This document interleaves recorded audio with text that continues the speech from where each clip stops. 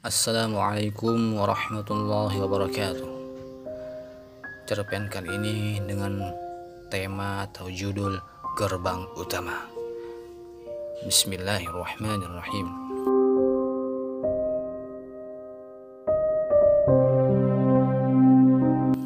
Aku sangat menyadari akan kekurangan pada diriku sendiri, sehingga banyak orang bilang aku ini tidak bakalan jadi orang sukses.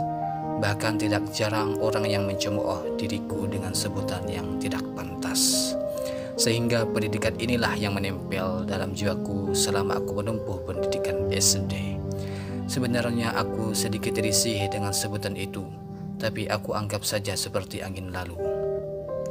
Aku termasuk siswa yang lumayan nakal, sehingga akulah siswa yang paling banyak mendapatkan hukuman dari Dewan Guru. Bahkan orang tuaku sendiri sudah kalang kabut untuk mendidikku. Dari sinilah aku mengalami pengalaman yang sangat buruk dalam hidupku, karena aku dinyatakan tidak naik kelas selama 2 tahun berturut-turut. Pada tahun 2006, akhirnya aku telah menyelesaikan pendidikan dasarku. Setelah ini, kamu mau melanjutkan kemana lagi, An? Tanya bapakku di suatu malam.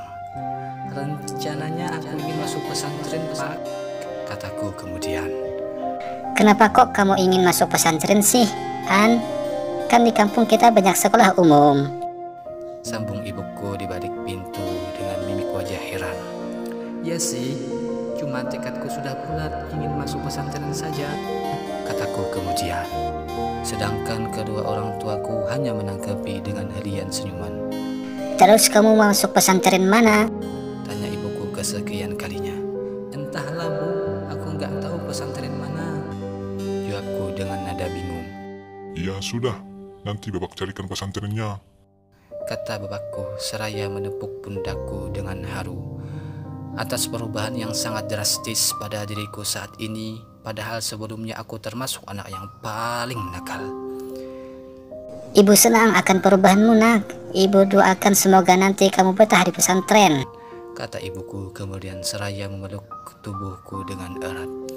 Iya Bu, aku berjanji akan belajar dengan giat biar nanti aku bisa jadi seorang da'i.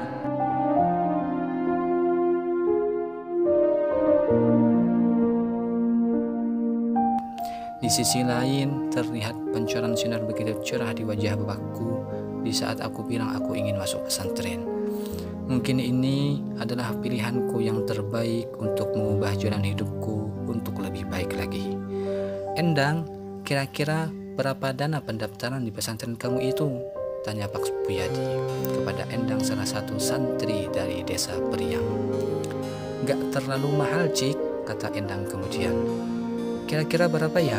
Tanya Pak Suyadi kemudian. Sekitar 1 juta lah, Cik, jawab Endang dengan pasti. Oh ya, apa nama pesantrennya? Tanya sekian kalinya. Mafaza, jawabnya kemudian.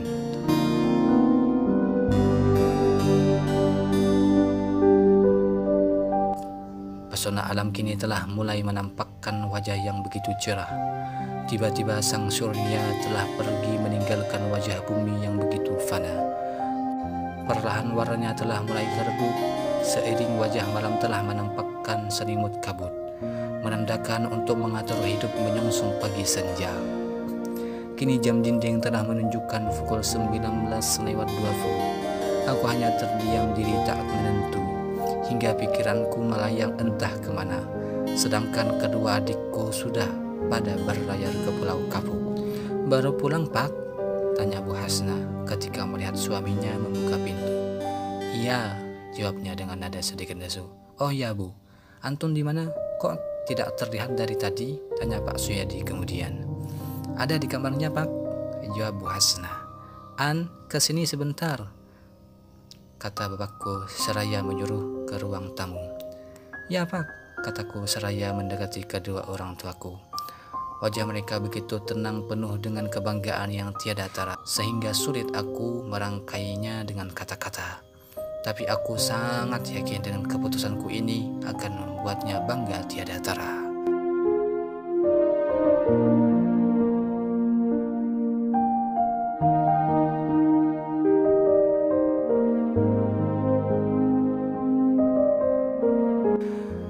besok bapak akan daftarkan kamu ke pesantren, kata bapakku dengan girang. Pesantren mana, Pak? Tanyaku sedikit penasaran. Pesantren Mafaza, kata bapakku. Sejenak aku mencoba untuk memejamkan kedua mataku yang sedikit sulit untuk dipejamkan. Seiring malam yang begitu sunyi, hanya dentingan jam dinding yang terus melantunkan suara yang begitu rindu. Sampai-sampai aku mulai terlarut dalam mimpi yang telah membawa jiwaku jauh ke alam yang berbeda. Bayangan waktu begitu cepat berlalu, seakan-akan hentangan tangan lesu melukiskan sejuta cerita lama. Dalam setiap tarikan nafas-nafas yang tertidur pulas di pangkuan rembun. Di saat terbangun dari selimut malam, hingga kini sang surya mulai menyapa dari bilik awan kesiangan. Pukul 7 WIB, aku mulai terbangun dari tidurku, sedangkan kedua orang tuaku telah siap-siap segala hal untuk mendaftarkan aku sekaligus mengantarkan aku ke pesantren Mafaza. Baru bangun? Tanya ibuku di saat aku bangkit dari tempat tidur. Iya Bu, kataku. Tanpa buang waktu aku pun langsung turun dari tempat tidur untuk segera mandi. Oh ya Bu, Bapak kemana ya? Kok dari tadi enggak kelihatan? Kataku kemudian. Bapak mencari mobil untuk mengantarkan kita nanti, jawab Bu Hasna. Sedangkan Antun masih sibuk untuk persiapan untuk ke pesantren. Pukul 9, aku telah siap-siap segalanya untuk keberangkatanku menuju pesantren Mafaza. Sebelum berangkat, aku segera berpamitan kepada segenap keluarga untuk minta doa.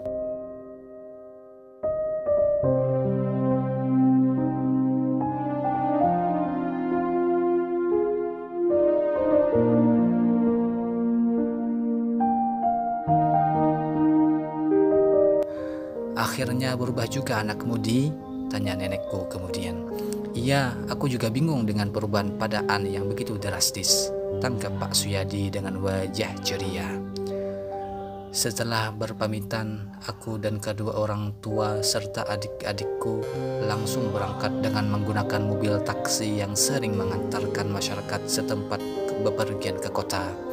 Selama dalam perjalanan, hatiku dak-dikduk bercampur haru. Tak lama kemudian kami telah sampai di terminal antara perbatasan kota dan kota itu. Sehingga tempat ini menjadi tempat transport umum, jadi tidaklah heran bila di sini begitu banyak perkumpulan orang. Ada tukang ojek, taksi umum, dan pedagang kaki lima. Tanpa buang waktu, kami segera turun dari mobil taksi yang kami tumpangi. Setelah ibuku membayar ongkos, kami langsung menaiki taksi jurusan suatu tempat. Sesaat kemudian mobil yang kami tumpangi langsung meluncur begitu gesit.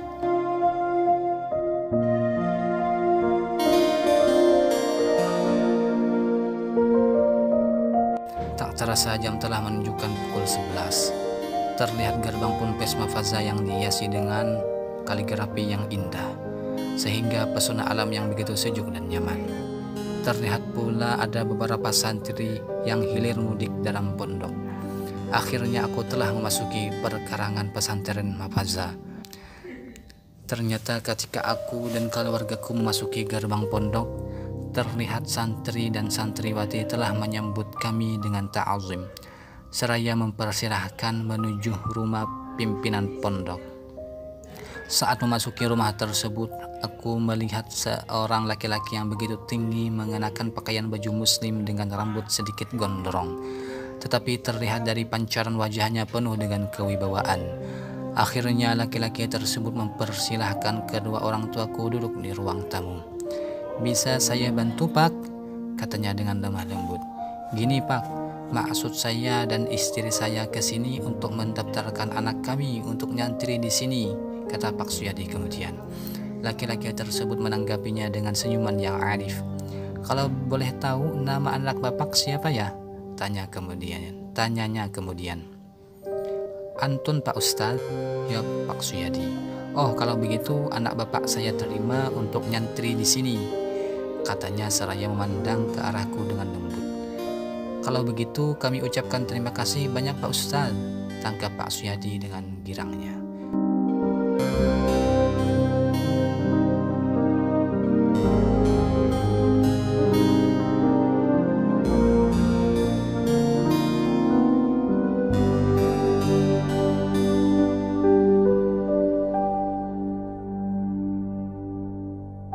Pukul telah menunjukkan jam 12.